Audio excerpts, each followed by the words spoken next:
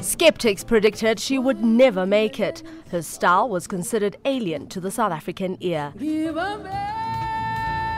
Sibongile Khumalo is a household name with an international profile, a performer praised by critics and called upon to grace some of the country's most momentous occasions.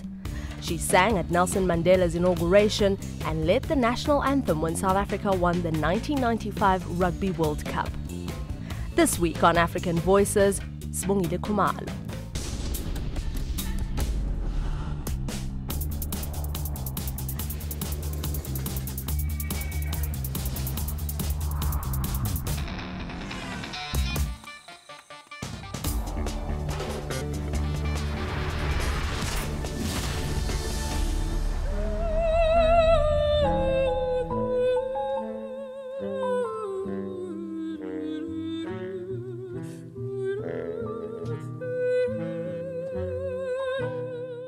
Soweto-born Sibongile Khumalo's ambition to pursue a career in opera, a musical style considered too Eurocentric for some Africans, at first appeared doomed.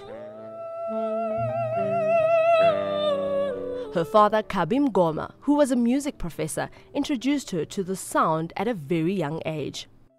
I would listen to this music, I would put it on, and I would mimic them. I would do all kinds of funny things and make all this noise inside the house. And when I was about 14, 15, and career decisions had to be made about what happens after high school, I knew I wanted to sing opera. I just knew that I would find it fulfilling on some level. But yeah, studying it full time was the challenge, obviously, because then where do I work as an opera singer in this country? The result of that would be going away from South Africa, going abroad somewhere. And leaving the country was not an option for Khumalo. She believed her prospects of success would be even bleaker abroad. I mean, people talk of apartheid and racism as being so prevalent in South Africa. It's everywhere. It's all over the place. You know, black singers have really, in that particular genre, have only really emerged latterly. You know, the numbers, that is, you know, in large numbers. So she decided to get a degree in music with the hope of becoming a teacher.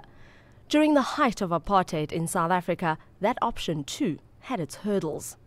And I applied to Wits to join the music department at Wits, and the Department of Music accepted me.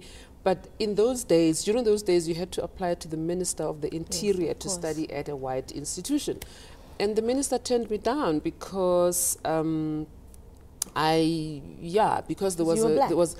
was black, and because there was an alternative black university that provided this thing. And as they say, you know, things happen for a reason. The education at Wits was great, but it was focused on Western music. At the University of Zululand, the focus was both African music and Western music. So that was a blessing in disguise, in fact, to go there. And my appreciation of African music grew. Khumalo, now 51, started teaching music at the age of 24. For years, she did everything else but fulfill her desire to sing. She went back to study, did research, arts administration and lecturing. And eventually I thought, you know what, I must actually do this thing. I want to sing because I don't want to be a resentful 50-year-old woman who would not have known if it could have happened or not. Her passion for opera also persisted. She eventually acquired training in that too and started performing. Opera. Yes. What attracted you to opera? Opera is something I heard at home all the time. I mean, all the time.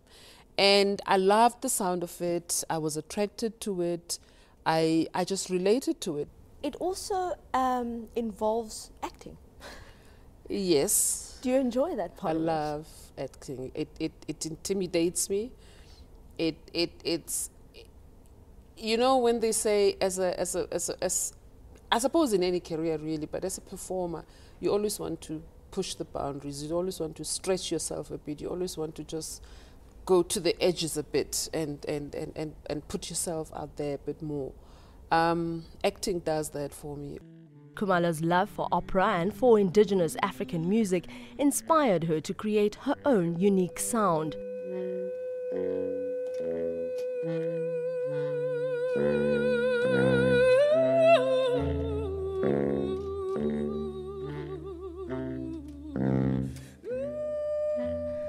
Some refer to it as jazz, but it's a blend of a variety of musical disciplines that seems to transcend cultural boundaries. Her mezzo-soprano voice takes audiences to different corners of the globe without betraying her township roots. You go to the Cape Town Jazz Festival, and you have opera meets jazz. And you see, you're introduced to something, to opera, but in a way that I think most South Africans can enjoy opera. I suppose I've just been very fortunate to have been successful, or to have been seen to be successful at doing something like that. And a success that led to singing for Nelson Mandela not once, but 4 times. At first, it's like, you know, you feel like you're hyperventilating. It's such an amazing experience.